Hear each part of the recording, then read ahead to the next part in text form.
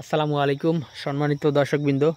এই মুহূর্তে দেশ ও প্রবাস থেকে যারা আজকে আমাদের এই ভিডিওটি দেখছেন সকলকে আন্তরিক শুভেচ্ছা অভিনন্দন জানাচ্ছি। দর্শক, যে ঘাসটি বর্তমানে আপনাদেরকে দেখানো হচ্ছে এটি হলো সেই ইন্দোনেশিয়ান স্মার্ট নেপিয়ার হাইব্রিড ঘাস।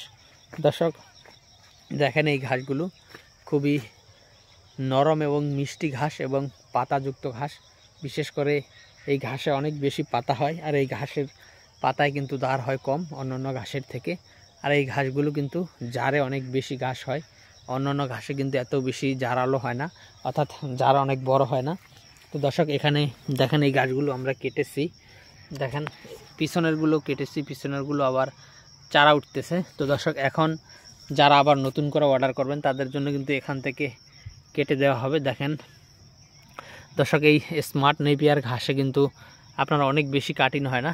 দেখেন এগুলো কিন্তু কাটিং হয় একটি দুইটি এবং সর্বোচ্চ কিন্তু 3টি কাটিং হয়, এর বেশি কিন্তু হয় না। তো দর্শক সেক্ষেত্রে যারা কিংবা পাকচন বা লাল পাকচন অন্যান্য ঘাসে কিন্তু অনেক বেশি কাটিং হয়, কিন্তু এই স্মার্ট নেপিয়ার ঘাসে একটি দুইটি এবং সর্বোচ্চ 3টি কাটিং হয়। দর্শক এর বেশি কিন্তু কাটিং হয় না। তো দর্শক সেক্ষেত্রে কাটিং ব্যবসায়ী যারা, অর্থাৎ কাটিংয়ের বিজনেস যারা করেন তাদের জন্য কিন্তু যারা কিংবা পাকচন বা লাল পাকচন ঘাস রোপণ করলেই সবচেয়ে ভালো হয়। তার কারণ হলো ওই দেখেন ওখানে পাকচন ঘাস রয়েছে কত লম্বা।